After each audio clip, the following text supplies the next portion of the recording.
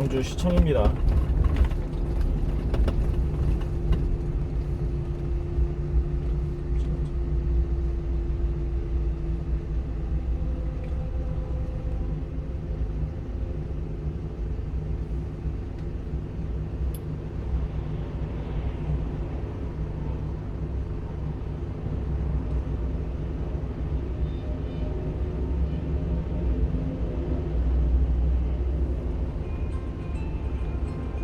안녕하세요. 삼위교회 송태근 목사입니다. 설교나 특강으로 종종 인사드려서 낯설지는 않으시죠? 저는 하나님께서 주인 되시고 예수께서 머리 되시며 성령님께 이끌려 한 영혼 한 영혼이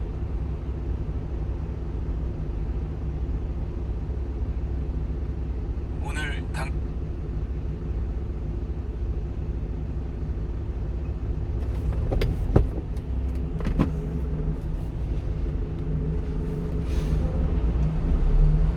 반갑습니다. 송규준입니다. 오늘은 광주 민주화운동 어떤 생각이 있습니까? 어떤 분들은 당연히 대한민국 민주화를 선택하는 날이다 이렇게 생각하실 것 같고요. 그리고 또 어떤 분들은 광주 민주화운동을 둘러싸고 여러 가지 확인되지 않은 루머들이 있는데 거기에 이제 또 집착하고 계시는 분들도 계실 것 같습니다. 이 뭐가 됐든 간에 우리가 시점에서 광주 민주화운동은 다음과 같이 얘기할 수 있을 것 같습니다.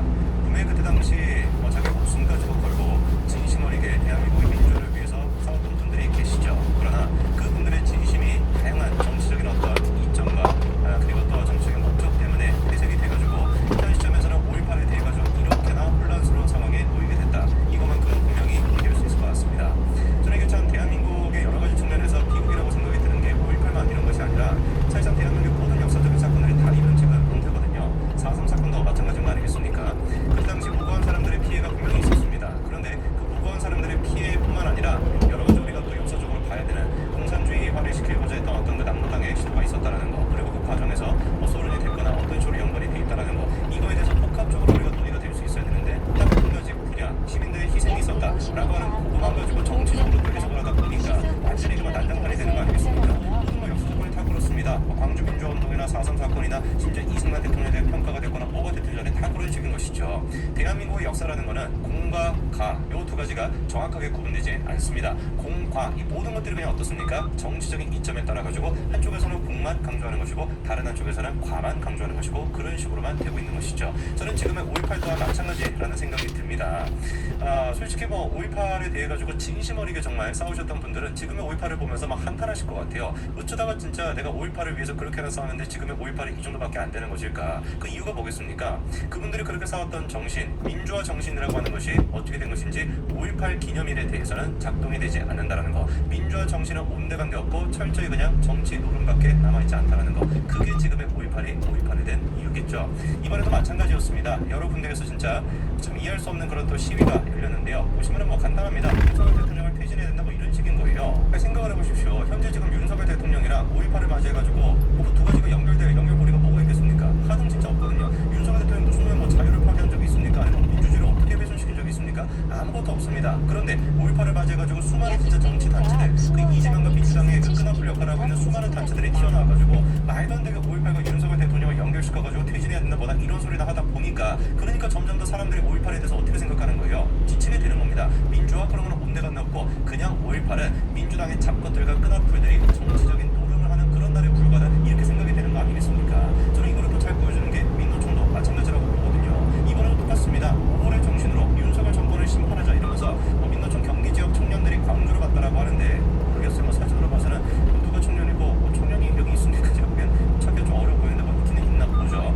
그리고 뭐 민노총뿐만 아니라 금속노조도 당연히 또 5.18을 맞이해가지고 저러고 있고요. 정교조 또한 마찬가지로 빼놓고 얘기할 수는 없을 겁니다. 민노총이나 금속노조나 무슨 뭐 정교조나 뭐 민노총은 지금 뭐 5월의 정신으로 윤석열 정권을 뭐 몰아내야 된다, 윤석열 대통령 퇴진시켜야 된다라고 하는데 이게 뭐 논리적으로 하나도 맞는 얘기가 없잖아요. 철저히 그냥 정치적인 담론도 안 되는 것이고 정치적인 어떤 선동 문구, 선전 문구에 불과한 거 아니겠습니까? 아예 그런데 이번에 작정을 하고서 전국적으로 이 민노총이 중심이 돼가지고 윤석열 정권의 퇴진의 목소리를 내고 있었더라고요. 보니까 이런 식의 이제 뭐 자료까지 다 준비를 해놨습니다. 이거를 막 뽑아가지고 지금 전국적으로 붙이고 있는 거 아니겠습니까? 실제로 이번에도 똑같이 지금 쓰이고 있거든요. 노동자, 서민, 죽음으로 되면은 윤석열 정권 퇴진하라 이렇게 지금 얘기하고 있는데 5월의 정신, 민주화라고 하는 것이 윤석열 정권이 퇴진돼야 되는 이유다라고 하는 얘기하는 것도 하등 진짜 말도 안 되는 쓰레기 같은 얘기에 불과한 것이고, 오히려 문재인 정부 5년 동안 개인의 자유가 파괴가 됐던 걸 생각해 봤었을 때 5월의 정신으로 문재인을 퇴진해야 된다, 문재인이 퇴진돼야 된다 라고 주장했으면 모르겠는데, 윤석열 정권이 퇴진돼야 된다는 얘기는 글자 그대로 쓰레기에 불과한 얘기밖에 안 되는 것입니다. 그리고 이것도 마찬가지잖아요. 노동자, 서민을 죽음으로 내모는 윤석열 정권이라고 하는데, 이걸 도대체 어떻게 우리가 이해를 해야 됩니까? 윤석열 정부에서 어떤 식으로 노동자한테 피해를 주는 정책을 만들었으며 서민들에게 피해를 주는 정책이 뭐가 있었습니까? 서민의 경우 우리가 생각을 해볼까요? 최근에 우리가 기억에 얼핏 나는 서민에게 피해를 줬던 정책들이 뭐가 있었죠? 예컨대 이제 전세 사기에 대한 문제가 있었습니다. 대표적인 서민들한테 피해를 주는 것이었고, 주가 조작, 이것도 마찬가지로 대표적으로 서민들한테 피해를 주는 거였죠. 그런데 인천 그때 이제 발생했던 전세 사기, 이거 왜 발생했던 겁니까? 문재인 정부에서 임대차 3법 그거를 무리하게 강행시켜가지고, 분명히 그때도 그런 지적이 나왔었거든요. 이런 식으로 아파트를 구매하는 사람들을 투기 세력에다 보다라는 식으로 몰아가게 된다면은, 그리고 아파트와 관련된 정책만 이런 식으로 입법화를 시키게 된다면 고스란히 사람들이 어디로 가게 될 것이다? 빌라나 전세 쪽으로 몰리게 될 것이고, 그로부터 피해가 발생할 거라고 분명히 경고가 있었습니다. 그리고 그 실제로 지금 현실화가 되고 있지 않습니까? 그리고 지금 주가 조작에 대한 것도 마찬가지입니다. 그렇게는 아파트에 대한 아파트 모든 것들을 투기다 보다라고 몰아붙이면서 주식을 하는 것 같은 경우는 투자다라는 식의 프레임이 문재인 정권의 프레임이었거든요. 관련돼가지고 법안 같은 것도 통과를 시켰다가, 그래가지고 지금 확인되지 않은 그런 어떤 사업자 기스무리한 사람들이 나타나가지고 나다변이 같은 인간들, 그런 인간들이 활기를 치도록 만들었던 게 문재인 정권 아니었습니까? 한두 가지가 아니었습니다. 최저임금도 마찬가지였던 것이죠. 노동자들을 위해 가지고, 서민들을 위해 가지고 임금을, 최저임금을 높여주겠다라고 했는데 그 결과 어떻게 됐습니까? 최저임금도 못 받고 그냥 일자리 자체가 사라지게 되는, 그게 바로 문재인 정부의 정책이었거든요. 어떤 거를 생각해보든지 간에 노동자랑 서민을 죽음으로 내몰았던 건 윤석열 정부가 아니라 문재인 정부였고, 어떤 측면으로 생각해보든지 간에 5월의 정신으로, 정말 그 사람들이 얘기하는 5월의 정신이 민주화 정신이 맞다라고 한다면, 그 정신으로 퇴진이 됐어야 되는 사람은 윤석열 대통령이 아니라 문재인이었던 겁니다. 최근에 이제 노동자를 죽음으로 내몬다 이런 얘기가 왜 나오는지는 여러분들이 다 아실 것 같습니다. 양희동 씨가 이제 안타깝게 그렇게 또 세상을 떴잖아요. 그거를 가지고서 이제 노동자를 어떻게 한 것이다, 벌써부터 이번에 광화문에 집회할 때 같은 경우는 열사가 되어 있어가지고 양희동 열사를 길어가지고 윤석열 대통령을 퇴진시켜야 된다 이런 얘기를 하던데, 일단 우리가 팩트만 좀 보면은 양희동 씨가 어떤 상태였습니까? 무슨 건설공사 현장 5곳에서 공사를 방해하겠다는 취지로 협박을 해가지고 8천여만 원을 받은 혐의, 이것 때문에 경찰 수사를 받고 있던 중이었거든요. 범죄 자체가 모르겠습니다. 이런 어떤 혐의가 있는 사람이 열사라고 불릴 수 있는 자격이 있는지도 제가 잘 모르겠고, 좋다 이거면 100번 양보해가지고 수사가 어쨌거나 진행이 안 됐으니까 우리가 확언할 수는 없겠죠. 범죄다 이렇게 확언하면 안 되는 거 아니겠습니까? 그런데 그렇게 확언을 하면